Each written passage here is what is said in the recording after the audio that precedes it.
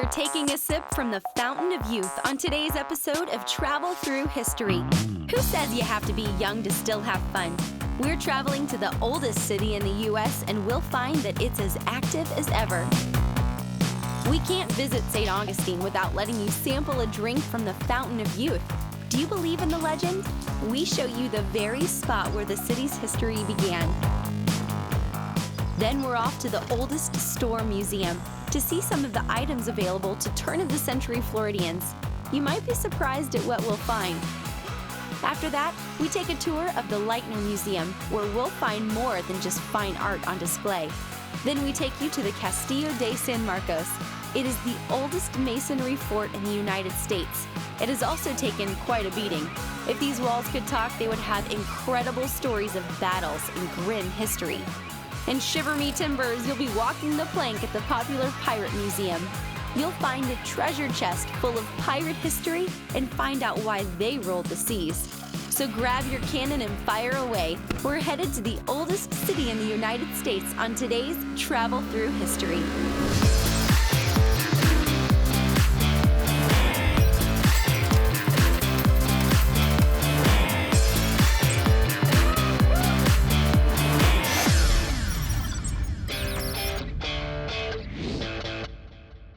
People come to the oldest city in the U.S. to experience the Spanish colonial buildings, museums, beaches, and feel part of the American story. Historically speaking, St. Augustine is the oldest city in the United States. The area was first explored in 1513 by Spanish governor of Puerto Rico, Don Juan Ponce de Leon. He claimed the land for Spain. Several years later, after many failed attempts at building a community on the land by both the Spanish and the French, one explorer finally made it happen.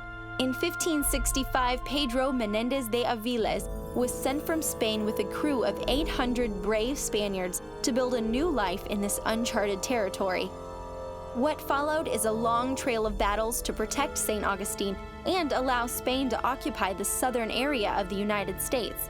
It went from Spanish rule to British rule, then back to Spanish rule, then to United States Union rule, to the Confederacy, and finally to the United States rule that it is today. Phew, so much drama.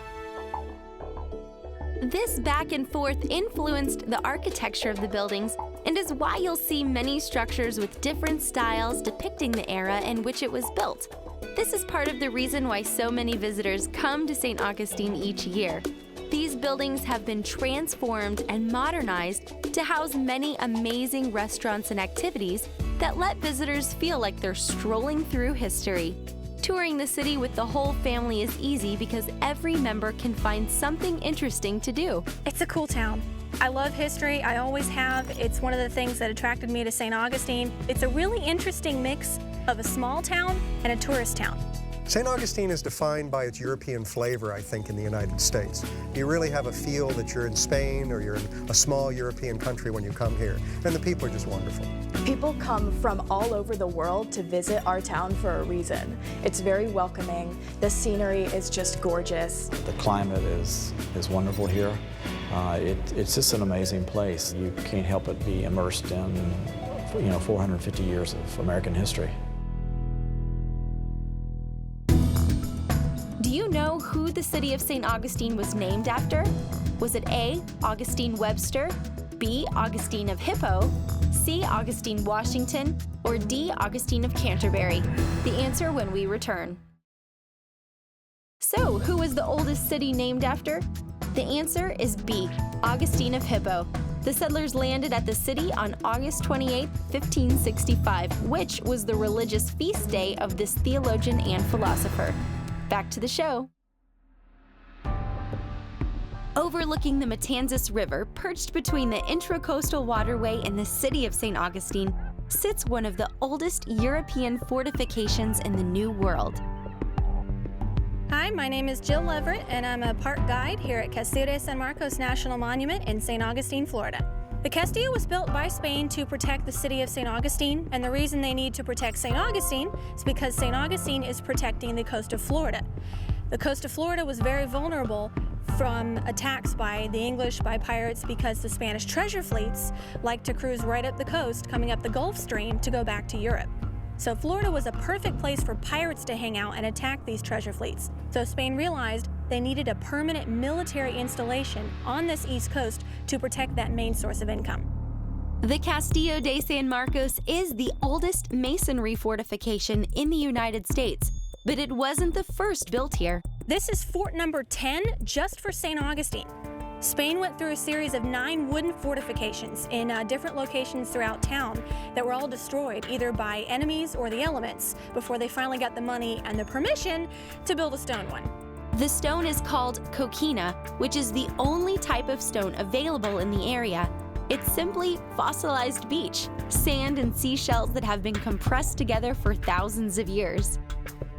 It's a relatively soft stone. It's porous, which means it leaks.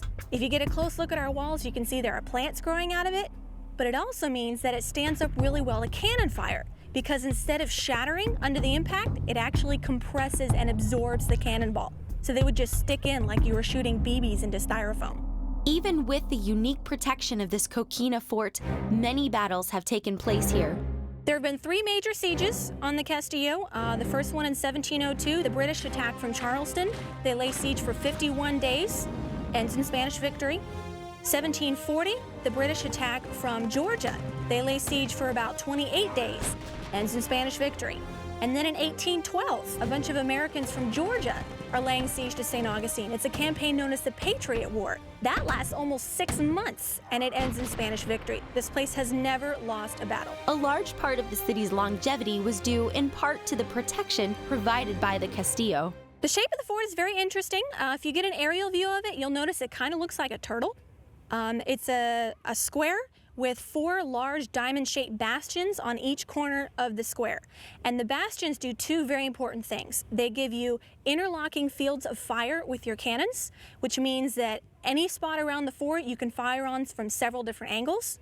And it also means there are no blind spots on our walls, because if you have somebody upstairs on the gun deck stationed on every corner, they can see every outside wall of the fort, so nobody can sneak up on us. The fort was essential to the survival of the city because it was able to hold all of the residents during an attack. Protection behind coquina walls was one thing, but to be truly effective, the Castillo required weapons. The Castillo had room upstairs for close to 70 cannons. The standard guns for the Castillo were 16, 18, and 24 pounders. That means they fire 16, 18, and 24 pound cannonballs. Pretty impressive when you think about it. And back then, the standard load of gunpowder was half the weight of the ball. So if you were firing a 24-pound cannonball, you'd be using 12 pounds of gunpowder to fire it. Imagine the noise that would make.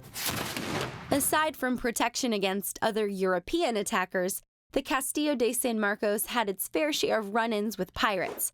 So it's fitting that our next stop is at the St. Augustine Pirate and Treasure Museum, cleverly located across the street from the fort. A perfect spot for a pirate attack. Hi, my name is William Mayhem, the voice and the face of the St. Augustine Pirate and Treasure Museum. Pirates wanted to have control of their own destiny, and so they took off on these adventures. It's probably the exact same reason that the founders of this country came here. They wanted to escape oppression. They wanted to control their lives. They didn't want anybody to tell them how to live.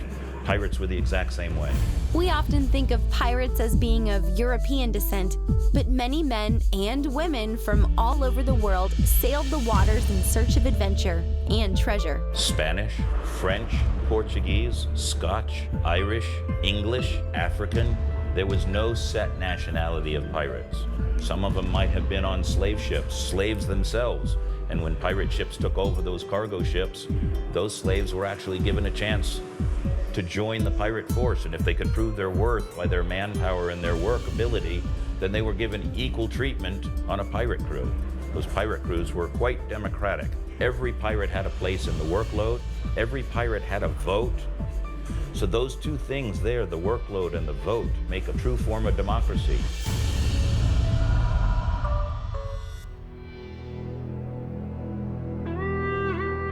The city of St. Augustine was an important stop for many of the Spanish treasure ships sailing from South America. They used the city as a last outpost to stock up on supplies before catching the Gulf Stream back to Europe. Well, if you have treasure ships here, What is it going to attract? Pirate ships. 1565 we were founded, and within the first 31 years, Sir Francis Drake came here looking for Spanish treasure. And when he arrived, he came ashore with 2,700 men, and they took everything they could get their hands on and burnt the entire city, including the wooden fort, to the ground. Then about 72 years later, in 1668, Robert Searles came here and practically did the same thing. Burnt the city to the ground, including the wooden fort, took everything they could, and left. Pirates may have done some damage to the city of St. Augustine in the past, but their fascinating history can be experienced through the world's largest collection of pirate artifacts. We have in this museum, the St. Augustine Pirate and Treasure Museum, over 800 artifacts. Some of our favorite things here, we have one of only 3 in the world, Jolly Roger's pirate flag. We have the world's only pirate treasure chest, meaning that we have documentation proving that that pirate treasure chest was actually indeed owned by a pirate, the great Thomas II of Rhode Island. No other treasure chest in the world exists today that we know of that actually has proof that it belonged to a pirate. We have the logbook of the ship that took Captain Kidd back to London, England for his trial in 1699. We have cannons here that kids can actually fire, almost as if they were on the real gun deck of a real pirate ship. Now that you have a better idea of what pirates were really like, let's see if some of those well-known pirate cliches actually hold up. All the cliches of pirates. Buried treasure. Most of the time, pirates didn't have time to bury their treasure. They lived for the day. Parrots. Might have also been monkeys. The pirates were very fond of having pets. They had cats on board the ship because there were rats. Might as well have parrots, might as well have monkeys, whatever other exotic animals they found that pleased their interest for the time. Probably more than anything else, pure entertainment. Eye patches. It wasn't just those pirates that lost their eyes. Many pirates carried eye patches because the light from above deck to going below deck changed with your eyes. So they would take an eye patch and switch it from one eye to the other. That way, when they went below deck, their eye was accustomed to the darkness. They could see what they were going to. You couldn't take open flames and candles below deck. There were too many things below deck that could catch fire or explode. So they had those ways to do it. My name is John Stavely. I am manager at the Fountain of Youth Archaeological Park in St. Augustine, Florida. I think the myth of the Fountain of Youth is thousands of years old. People have always been looking for waters that create vitality and youth. I think that's been misinterpreted over the years. I think sometimes you can do healthy things, like drink a healthy water and not get sick, versus becoming younger. Juan Ponce de Leon set out from Puerto Rico on March 4th, 1513, in search of undiscovered islands that were rumored to be to the north of Hispaniola. Ponce de Leon in 1513 was heading north to find gold, and he started to hear legends of healing waters. And so he believed that maybe there was water that could be helpful to him. The rumor is that a lot of the Indian tribes to the south were directing him further to the north. And so when he came up here, he found fresh water, which was important if you've been at sea for a long time. But it also had a lot of minerals in it, so in a way, it was a healing water. Throughout the course of his writings while on expedition, Ponce de Leon never mentioned the Fountain of Youth directly. Nevertheless, the spring that he discovered proved to be essential to his journey and to the future of Florida. The spring house is a way to preserve the fountain that was once here. It used to be a bubbling pond, and the water would have come up directly from the earth. In 1875, they capped off that pond because the water table was dropping. They turned it into a well, and now the well brings the water up to the surface. So when you go inside the spring house, you'll see the story of Ponce de Leon, you'll see the story of Pedro Menendez, and you'll be able to try the water. Well, it's funny when people first taste water from the Fountain of Youth. They have different reactions. Some people say it's good because they may have grown up on well water. But we're getting the water from 500 feet below us, same aquifer they would have drunk back in the day. And it has a lot of minerals, sulfur, iron, and some people just aren't used to it. After testing the theory of youthful water for yourself, step outside of the spring house and explore all of the other attractions that are available at this historic archaeological park. Well, we've got 15 acres right on the water. Our newest attraction is a 600-foot observation dock over the marsh. You can go out and see the wildlife, and it really takes you back. We have the first settlement site from 1565. You can see where the buildings were in the northern defensive wall. We've got an Indian program where you can learn how to throw the atlatl and see how the Indians lived here for thousands of years. You can see Spanish weapons. islands and learn about how the Spanish lived. We've got a planetarium. We just have so many things here to do that really immerse you in history. My name's Bruce Harris, known as Diego, and I'm a master gunner here at the Fountain of Youth. This is a 16th century cannon. It's a 6-pound breech-charged muzzle loader. Live cannon firing demonstration is something people really seem to enjoy. It's a 6-pound cannon that's a replica of one that would have been here in 1565. And so we fire that cannon, there's lots of smoke, there's a big boom, and everybody just really gets a charge out of it.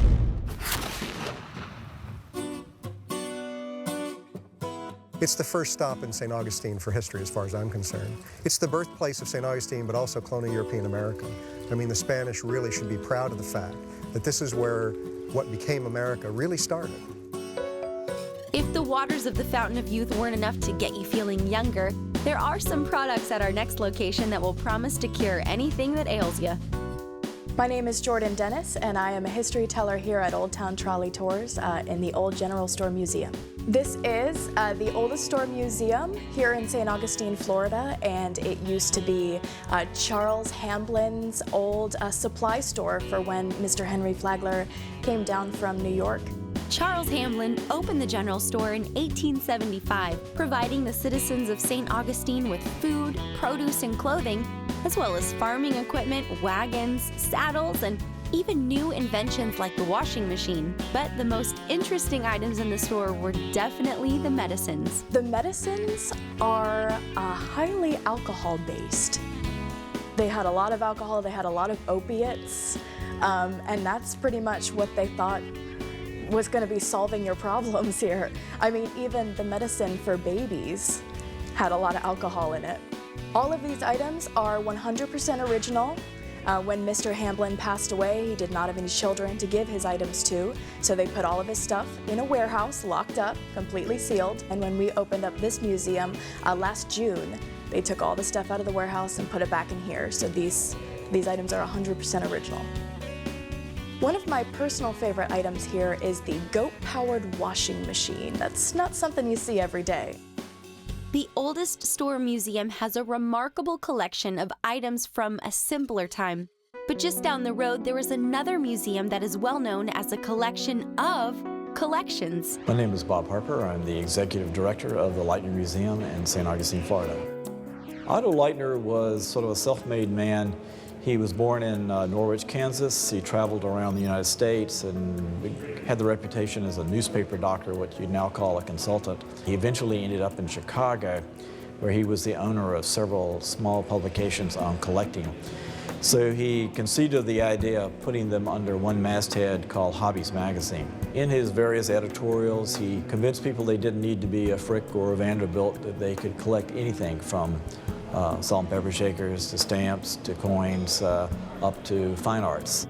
The museum is a collection of collections, and we primarily focus on 19th century decorative arts and fine arts, as well as material culture. We have everything here from world-class paintings and porcelains to a collection of salt and pepper shakers. The museum's collections range from brilliant examples of cut glass and the stained glass work of Tiffany, to collections of musical instruments, stamps, buttons, and even shaving cups. The building itself is just as impressive as the collections within. It happens to be the old Alcazar Hotel, built by Henry Flagler. The Alcazar was built by a man named Henry Morrison Flagler, who was one of the pioneer developers of what is now known as modern-day Florida. All three of Flagler's hotels were first-class hotels. The Alcazar was a little bit more fun than the other two hotels because we had all the spa facilities. We had massage rooms and steam baths and workout rooms. We had the world's largest indoor swimming pool, or at least touted to be by Mr. Flagler. Otto Lightner donated the hotel and the collections within to the city of St. Augustine shortly before his death, leaving behind a lifetime of impressive art for all to enjoy. He also left behind one other thing. Not only do we have his collection, we have Mr. Lightner. He is buried in the courtyard, and which was a sort of a typical thing to do, certainly in the 19th century, the founder of a great institution. If you go to the Smithsonian, they have Mr. Smithson there. So we have Mr. Leitner out buried in our courtyard. Is what his wish was, that he would be buried next to his collections.